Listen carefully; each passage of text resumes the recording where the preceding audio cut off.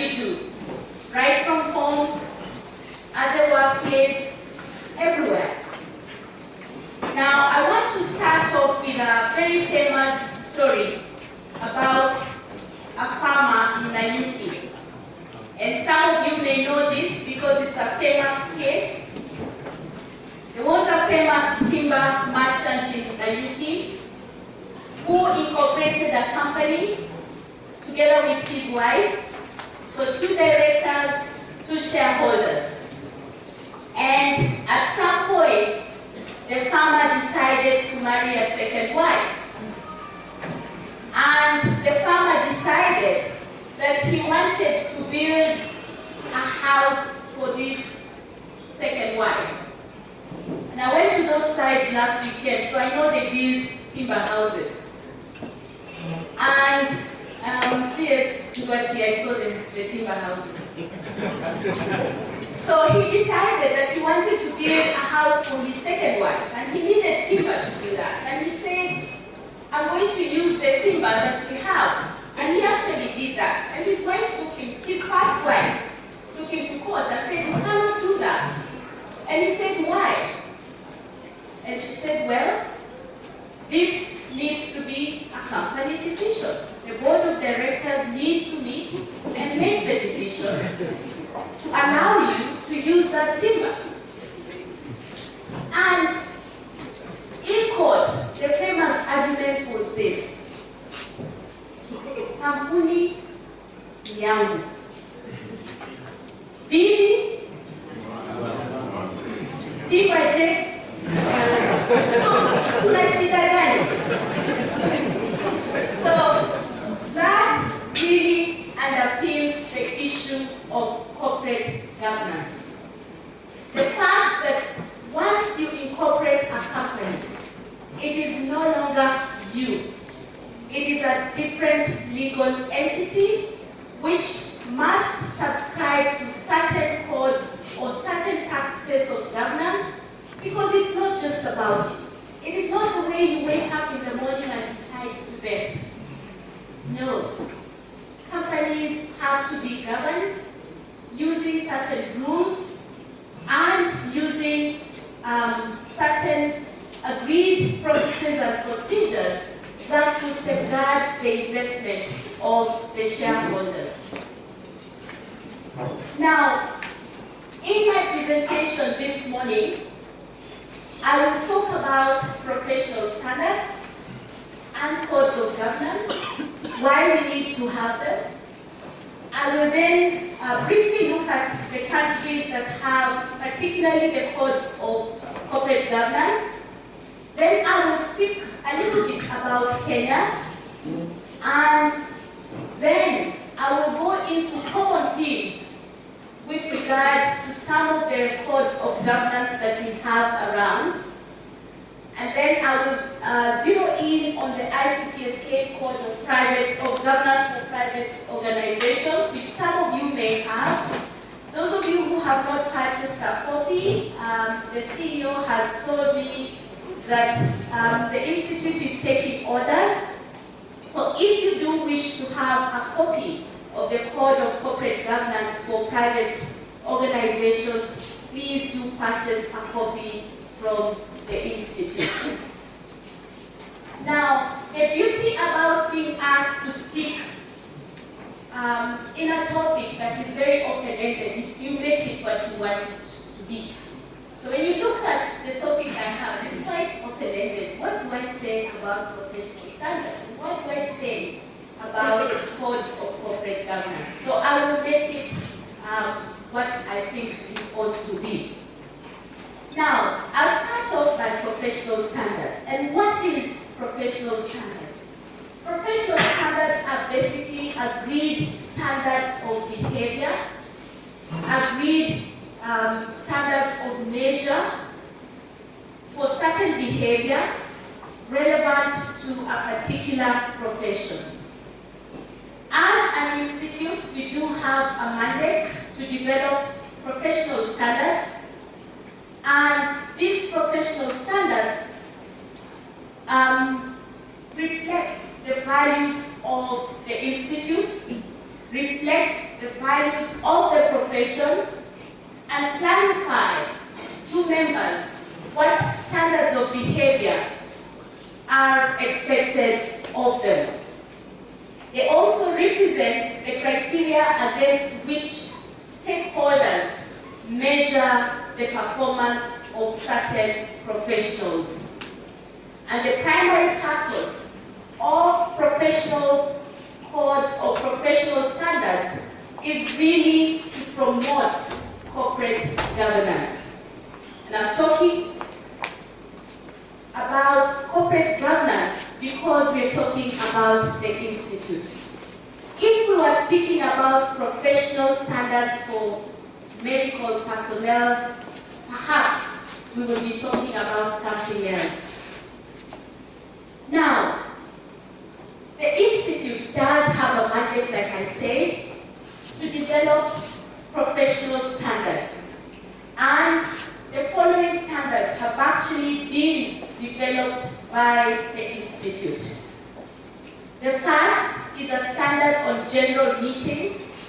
And basically what this standard does is it sets out how general meetings should be held, what sort of notices need to be given, who should attend, who should chair, etc.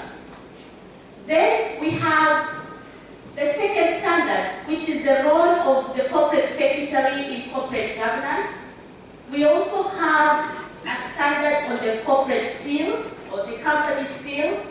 How and in what circumstances should the seal be used? Who should have custody of the seal? And how should it be accounted for to the board?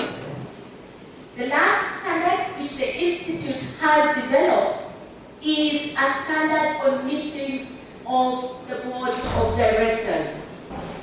And like I said, the main purpose of those standards is to promote the practice of good corporate governance. Now, what about corporate governance codes?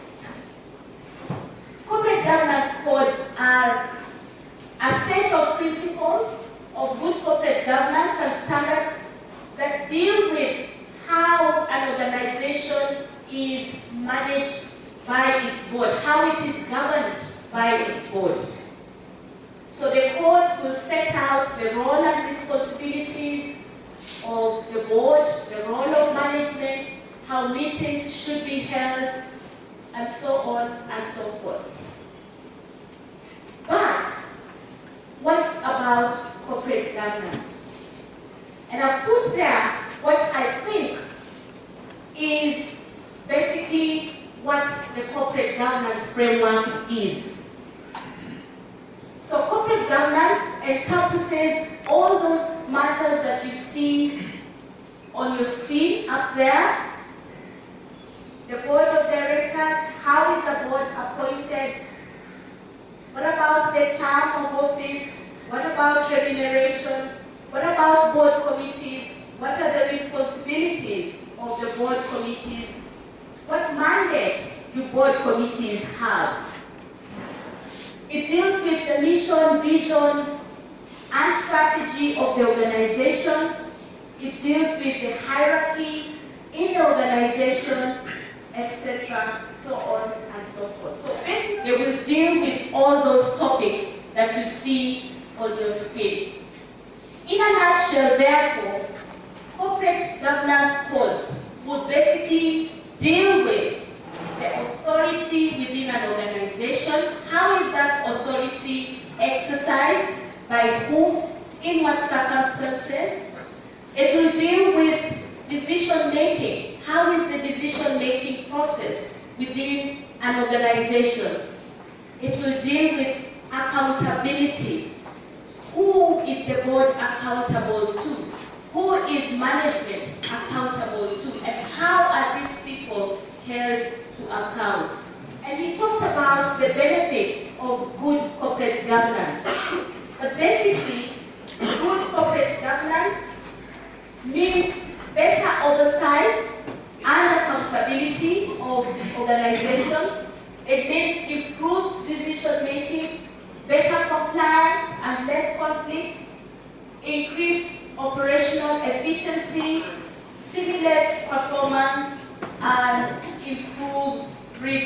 management.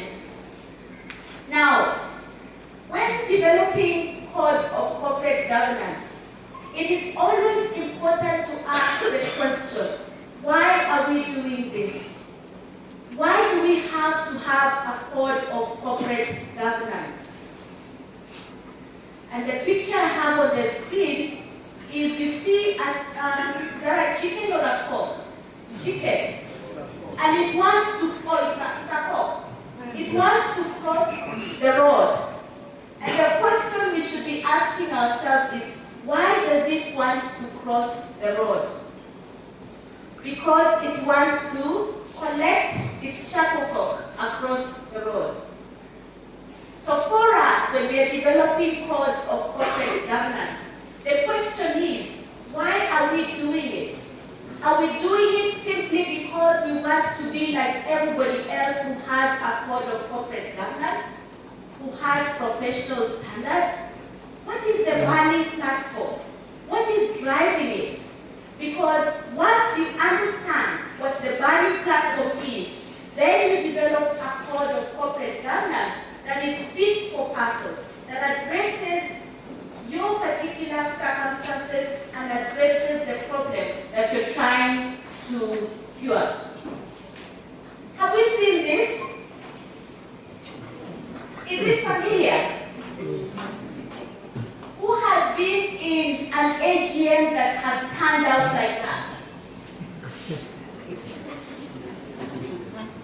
You have the shareholders there, and they have come during this AGM, and what are they doing? They have a poisoned arrow, and this is most likely the chairman. I didn't say chair lady, I said chairman. and this case is right, isn't it? This chairman has actually taken cover. You can see the board, and the board has also taken cover because the shareholders have arrived during an AGM. I think we have seen this, or at least read about some of these happenings at AGMs. Is that the Kenya Meat Commission? We have a big room here that is sweeping off the board. But we have a few people left here. So I think for me this picture spoke about the Kenya Meat Commission. And the question is, why do we have to go through this type of thing? And this, to me, tells me or gives me the reason why we need codes of corporate governance. Because if you just simply remove the directors and bring a new lot without proper systems, without proper procedures, without any guidance, these directors are going to fall in exactly the same hole that the initial directors fell in. So you definitely need guidance to these directors, and many times you will actually find that directors find themselves on the wrong side of the law because they did not know. Now, unfortunately, our law has no place for I did not know. So before you know what has hit you, you're doing time somewhere else. Now, who has codes of corporate governance? And from the slide you have before you, you will realize that very many countries across the world have codes of corporate governance. And even Kenya is not left behind. We have Kenya here. We have various codes of corporate governance. We're not reinventing any wheel here. I have specifically put in red just some countries that I would like us to speak a little bit about. South Africa there. I'm sure you have heard of King 1, King 2, and the most famous of them all, King. And King has really become an international benchmark in terms of good corporate governance. And it applies to private organizations, to NGOs, and to the public sector as well. King did really revolutionize corporate governance. We also have Brazil. Brazil over here. Brazil with its Nova Mercado, if some of you have heard about it. This is a voluntary code of corporate governance for those companies which are listed on the stock exchange. And those companies that subscribe to that code do it on a voluntary basis and earn certain benefits. But what is key to note about the Brazilian case is the fact that those companies that subscribe to the Nova Mercado have actually stated that they have seen an improvement in their performance, financial-wise and otherwise, that they seem to produce better results as opposed to those companies that do not subscribe to that code. Then we have the OECD, and I'll speak a little bit more about the OECD in the next slide. But we have the UK, the combined code of the UK, again setting in place very good standards in terms of good corporate governance. So very many countries across the world have codes of corporate governance that they ask directors of boards to subscribe to. Now, what about Kenya? In Kenya, we have various industry codes. The Capital Markets Authority, starting at the bottom there, did issue the CMA Corporate Governance Guidelines in 2002, and Paul spoke about a new initiative where we are trying to have a code in place to replace the 202 guidelines. We have the Central Bank of Kenya Prudential Guidelines of 2013, and then we have the IRA Corporate Governance Guidelines of 2011. When I looked at the research around codes of corporate governance, I found that very many countries put codes in place around the year 2010. And I asked myself, what was so peculiar about the year 2010? And I think I don't want to give you the answer. I want you to do a bit of research just to find out why is it that so many countries were clamoring to have codes of corporate governance then. Then, in Kenya as well, we have various corporate codes, and I just put there the Equity Bank Group Code of Corporate Governance by way of an example. But there are very many companies that have in place very good codes of corporate governance. And I think it's important that we start to speak about these initiatives in Kenya, because we should not think that it's just in 2014 that we're waking up to develop codes of corporate governance. No, they have always been there. I think the question we should be asking ourselves is, why haven't we seen the benefit of implementing some of these codes? I think that should be the question we should be asking. Then we have the ICPSK Code of Corporate Governance for private organizations in Kenya, which was launched in May of this year. And again, in my presentation, I'll speak a little bit more about this code later on. What about the government? Are there any initiatives you are aware of with regard to corporate governance? For the government, anyone who knows any initiatives we have within the government? The Constitution, yes indeed, the Constitution. And you will find that a lot of the codes that are going to be developed will be based on the values of the Constitution. Because the Constitution indeed sets a very good base for all the things we speak about.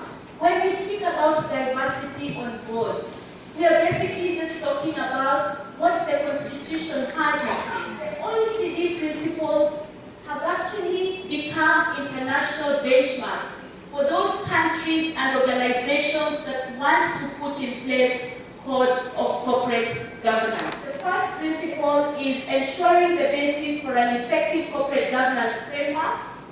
The second principle is the rights of shareholders and key ownership functions. The third is the equitable treatment of shareholders. The fourth, the role of stakeholders. The fifth, disclosure and transparency. And the last one, the responsibilities of the board. You will find that when you read through most of the codes of corporate governance, they all rotate around these principles. They rotate around these principles that were set in, that were put up by the OECD. All codes really just rotate around these principles. Now, I want to move on and talk a little bit about the common themes in codes of corporate governance that have been developed across the world, including the ones that have been developed in Kenya. And I want to specifically speak about the ICPSK Code of Corporate Governance, the draft CMA Code, and there is also a draft Code of Corporate Governance for government-owned entities, which the Institute has helped develop. One of the key things that runs across various codes of corporate governance is that sustainability has gained momentum. And when we talk about sustainability, we talk about the triple bottom line approach. That is people, planet, and profit. That equals sustainability. In other words, we don't just focus on the financial performance of an organization. We focus also on what that organization is doing in the environment. How is it looking after the environment, and how is it looking after the people that either work for it or associate with it? I work for Shell. You've had a lot of stories about Shell in Nigeria. So when you think about Shell, you also think about how is it responsible for the environment in which it finds itself. We now speak about tallow in Kenya. And we will be holding tallow responsible, not just the board of tallow responsible, not just for the financial results that it will deliver, but how it is going to treat the people and the environment around where it finds itself. That is the importance of the triple bottom line approach. The 3 Ps must balance for there to be sustainability. The second thing that is really important and runs through all codes is integrated reporting. So we are not just interested in how a board is delivering results. We are also interested in knowing how those results have been delivered. What is the other relevant information that we need to know with regards to the results that an organization has delivered? So there is greater content for performance. So you don't just see numbers, but you also see the reason behind delivery of those numbers. The other thing that you will find common in codes of corporate governance is corporate social responsibility. Some people now prefer to call it corporate social investment. The key message that you find in all those codes is that performance must be balanced with responsibility to the environment in which the corporate entity finds itself. So, if an organization is polluting the environment, it must clean up. It must also be held to account in terms of what is it doing for the community around it. Corporate social responsibility. What budget does it have for corporate social responsibility? What is its strategy? It must have a strategy on corporate social responsibility. We had a very interesting discussion with staff when we were developing the code of governance for government-owned GOEs. And they said to us, we must specify the budget, because this is one area where we find that a lot of the money is wasted through corrupt deals. And we said, what do you mean? They said, oh no, you'll find boards have printed t-shirts, and all those t-shirts end up in one hole. Is to have in place a strategy and an agreed budget with regards to corporate social responsibility or investment. The other common theme is risk management and internal controls. And I must tell you a story about risk management. When we were finalizing the code of corporate governance for ICPSK, I happened to sit at lunch at a table that CS Jomangi Muthia, CS Jomangi Muthia, please raise your hand, and CS Raphael Mai, as well as CS Ogutha was seated. And this gentleman had an interesting discussion on risk management. And CS Jomangi Muthia and CS Mai were advising CS Ogutha about risk management in old age for men. And they said, as you grow older, you must make sure that even if your house is not mortgaged, it appears to be mortgaged.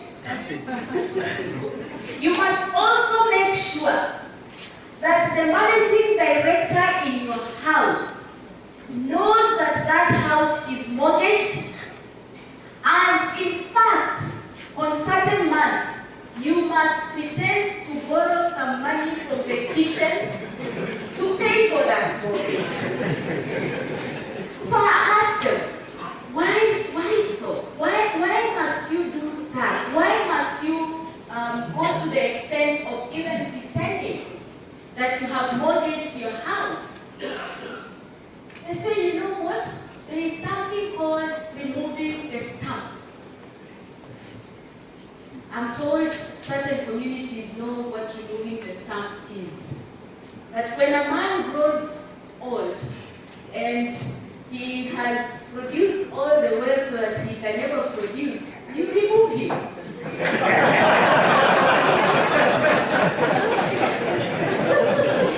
So, according to these two gentlemen, CS Mai and CS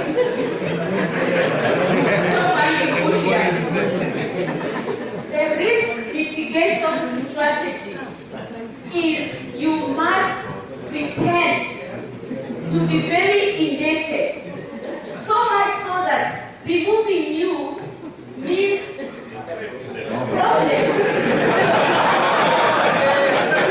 for the managing director.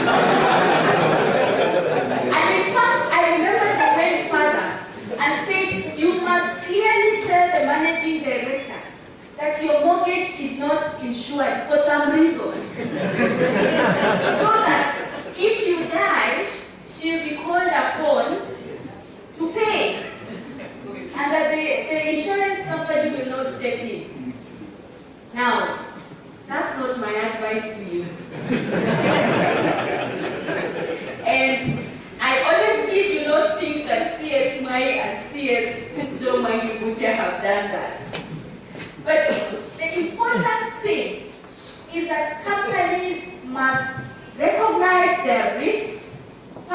they must have a risk management strategy, they must have a risk management framework, they must have or agree a risk appetite, how far they can go with regard to risks, how much risk they can take.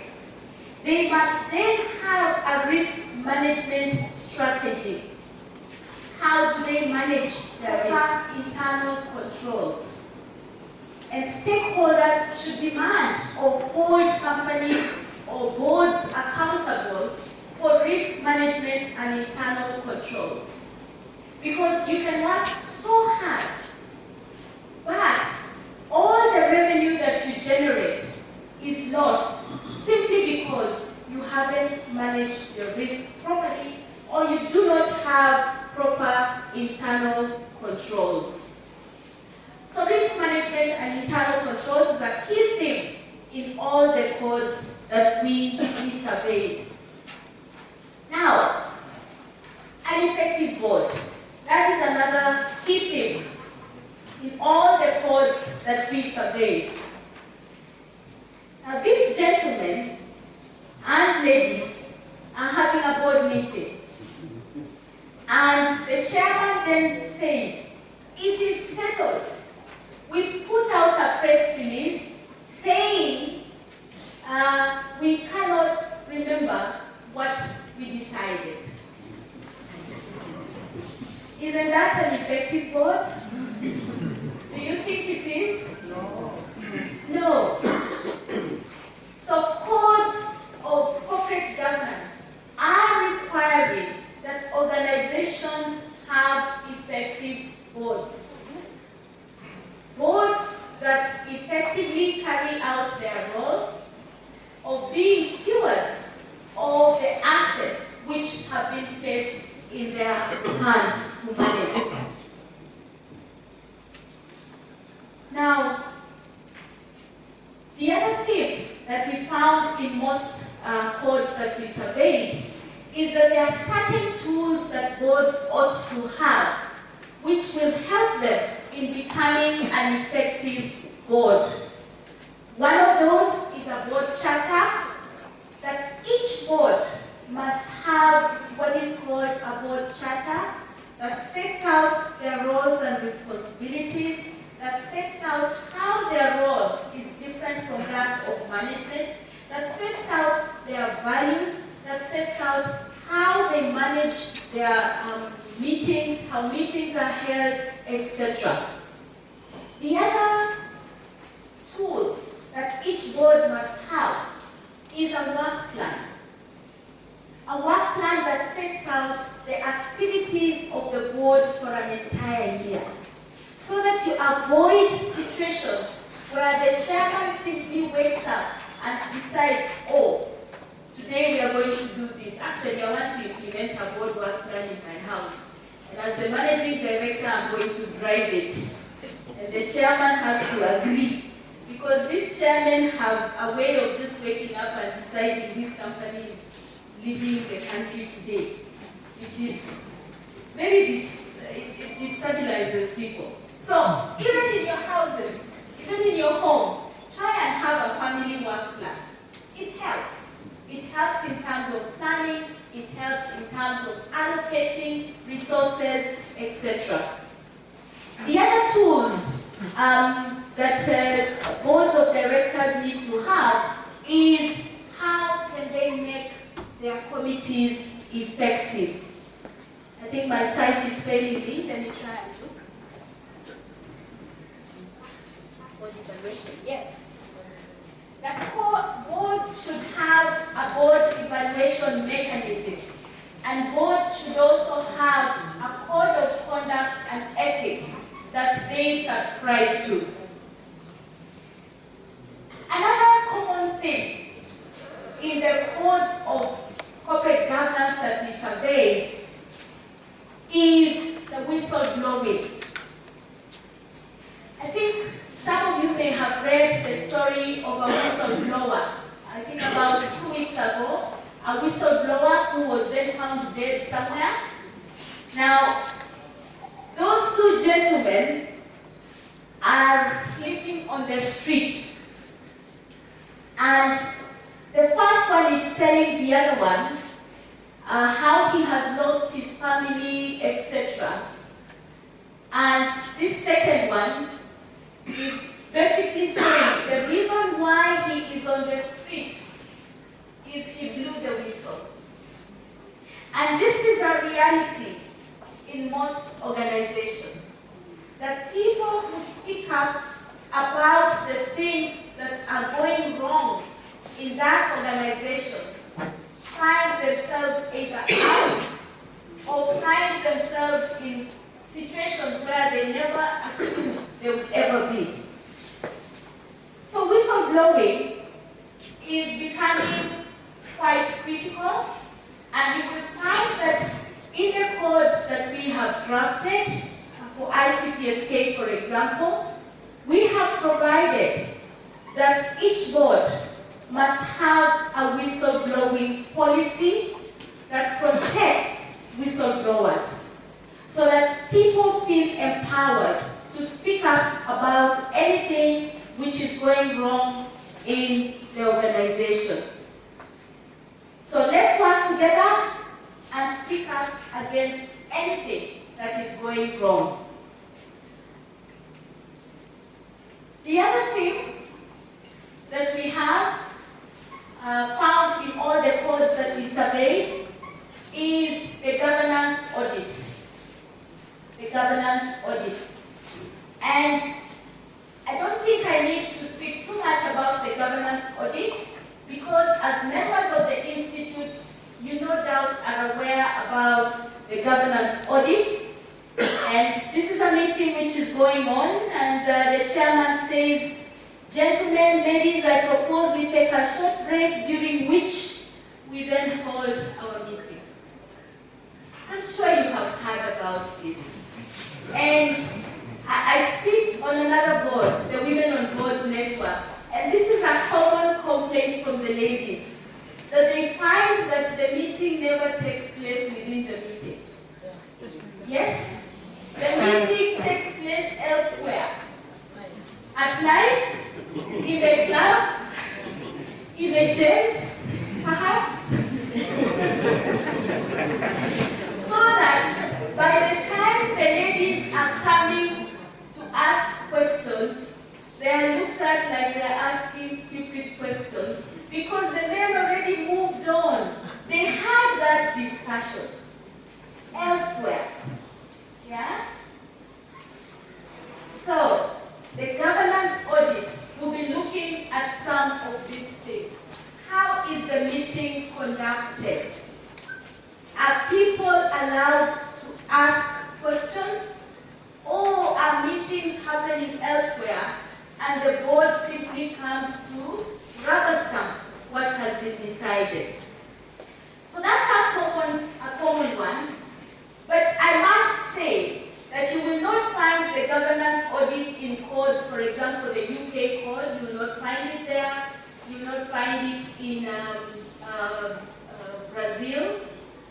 You will only find it in India. You will not even find it in King Creek. You will find it in India, and I think now Kenya will be the next country where you find us promoting the governance audit as a way of ensuring proper corporate governance. Now, the other one, which is truly an innovation from Kenya, is the legal and compliance audit. And the legal and compliance audit simply looks at the state of, or the legal health of the organization. And this is something we have included in the ICPSK code, that we are requiring organizations to subject themselves to a legal audit to be sure that they have the license to operate. The other common one is the role of the company secretary. And you'll find that the codes will set out the role of the company secretary very clearly. And I'm happy to say that the ICPSK code has set out that role very clearly. King Free has set out that that role very, very clearly, and therefore, in all the codes where we have been involved in, we have made suggestions that the role of the Corporation Secretary is clearly set out. And the Corporation Secretary is actually a trusted friend of the board. And the board should trust the Corporation Secretary. I chaired a certain board where when I went, I joined that organization. The first meeting we had, the MD then said, we have a matter to discuss on management, and I would therefore like everybody, including the Corporation Secretary, to walk out. And I said, okay, does this have to do specifically with the Corporation Secretary? And he said, no. It is a disciplinary issue about 2 members of management. And I struggled to understand why the Corporation Secretary was being asked to leave, when the Corporation Secretary is the one who ought to be guiding the board in exercising their role in some of these things. So it struck me that the role of the Corporation Secretary was not understood, and therefore there is an opportunity for us to make sure that that role is clearly understood. Now, the other thing that we found in all the codes is transparency and disclosure on the affairs of the organization. That the board of directors is required to set out certain disclosures, and I think this is where, for example, the Capital Markets Authority has led the way. You no doubt have started seeing some time back companies publishing their results, their quarterly results, half-year results, etc. That's part of disclosure. So we are now asking boards of directors to disclose a number of things, including financials, remuneration for directors, term limits if they have them, their policy on a number of issues, including the code of conduct, etc. So full disclosure is a key thing in codes of corporate governance. The other thing, I'm not sure that it's Honorable, no, His Excellency Nyali is in this room. That sounded like anything that stakeholders are becoming critical. Therefore, boards of organizations are being asked, first and foremost, to make sure they have done a stakeholder mapping and that they manage stakeholders effectively. Now, I just want to spend a minute or two on this next slide, which is on whether codes are applied or rather are implemented on a comply or explain basis, comply or else basis, or apply or explain basis. So there are basically 3 ways in which you can implement codes. The first of which is comply or else, which means I set out a code that I expect you to comply with, and if you don't comply, there is a sanction. Of course, the laws are like that. You apply it, or else you get a sanction. Now, codes of corporate governance have moved away from the comply or else basis and have moved to comply or explain. For example, the UK code is on a comply or explain model, which is principle-based. In other words, you comply with the standards which are set out in the code, but if you are unable to comply, you then explain why you're not complying. There is also the apply or explain basis, which is very similar to the comply or explain. Key 3 is on an apply or explain basis. So Key 3 basically says, apply the standards which are set out, understand the issue, the corporate governance standard, then apply it. And if you're not going to apply it, explain the reason why. This is in recognition of the fact that some companies may actually be applying a higher standard. So you don't ask them to come lower. You ask them to explain why they haven't complied, which is perhaps they're actually at a higher standard. So most codes, you will find that most codes are either on the comply or explain model, or like P3, apply or explain model. The two are very similar, but most countries go with comply or explain.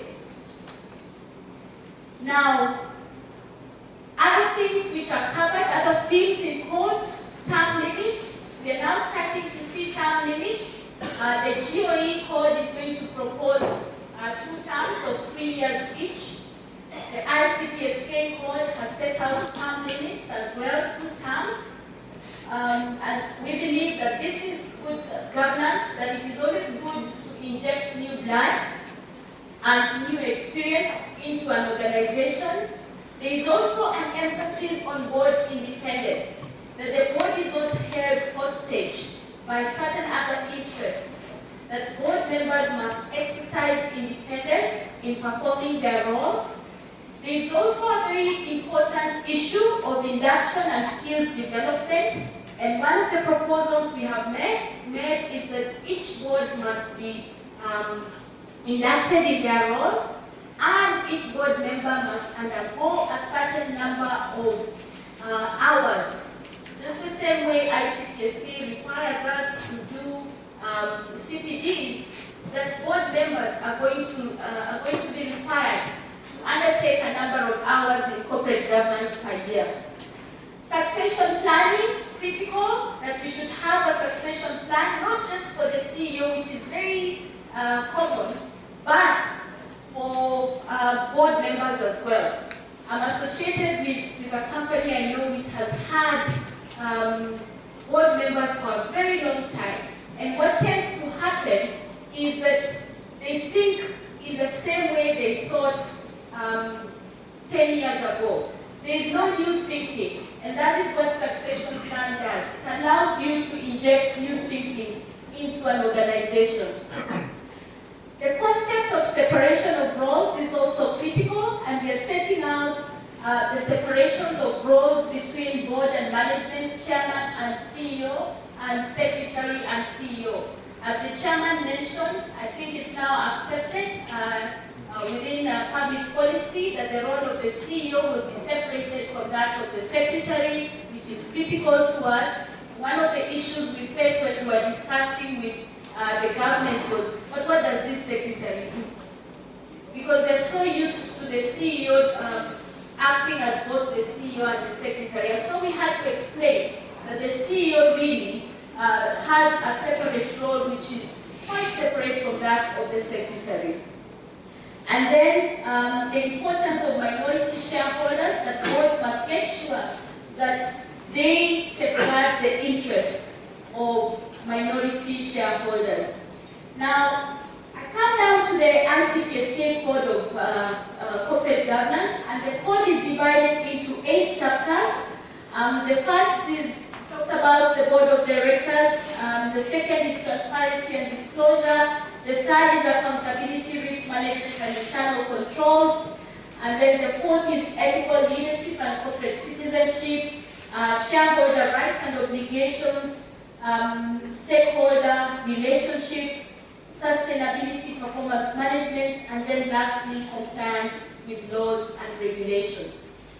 I'm made to understand that the Institute is taking orders, so if you wish to purchase a copy of the code, please let the Secretariat know. In terms of the Board of Directors, those are all the subjects that we have looked at in that code. We looked at the appointment, composition and size, the role and functions of the board, term limits, the liability of the board, and so on and so forth. So basically, the code has provided for all these subjects just to give guidance to boards of directors when they come into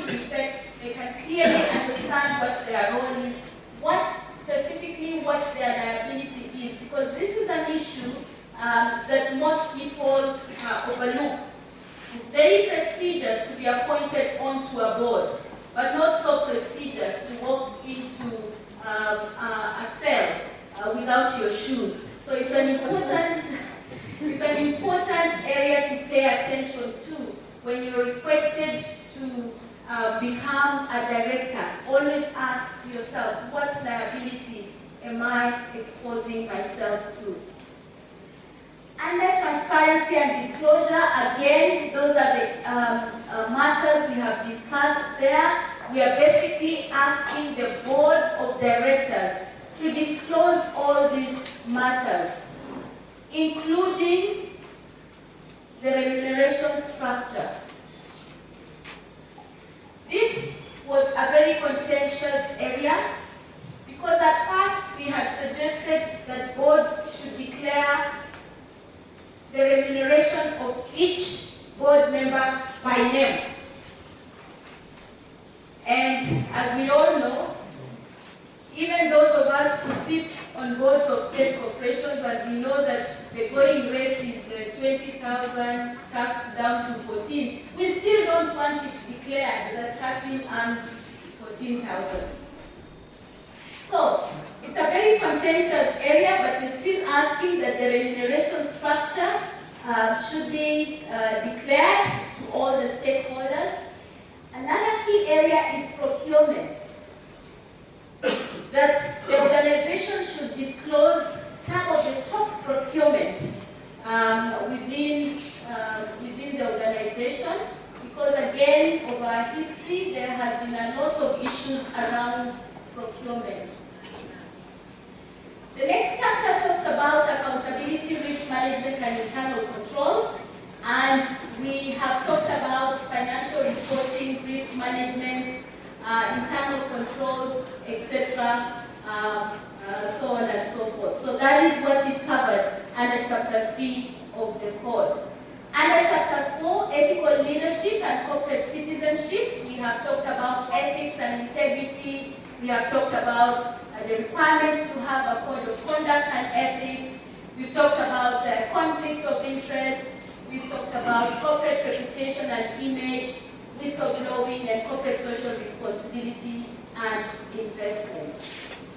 Then Chapter 5 covers shareholder obligations, ownership rights and interests, minority shareholders, etc. Now, Chapter 6 talks about stakeholders, and we ask that boards recognize, identify who their stakeholders are, and have a strategy for managing each of the stakeholders. Then Chapter 7 talks about sustainability and performance management. I think this is an issue that particularly shareholders are very interested in, because they want to know how viable their organization is in the future. And we want to imagine that these are the shareholders. If it is the GOEs, this would be His Excellency the President saying, no excuses, give me great performance. So sustainability is an issue, and we provided for it there.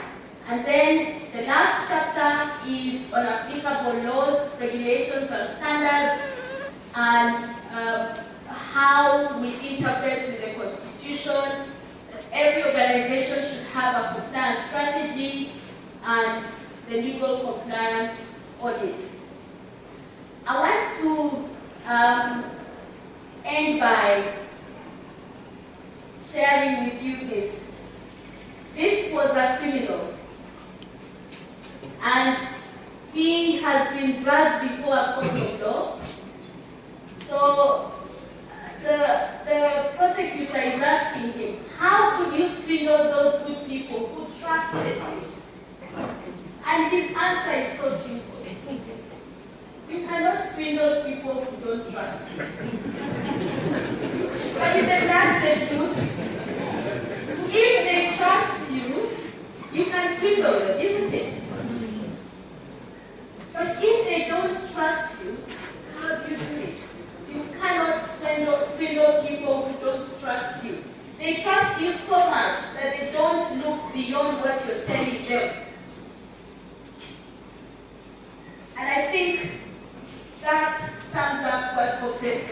fees. Boards of directors ought to be trusted by all stakeholders, shareholders, employees, the government, the community, etc. And there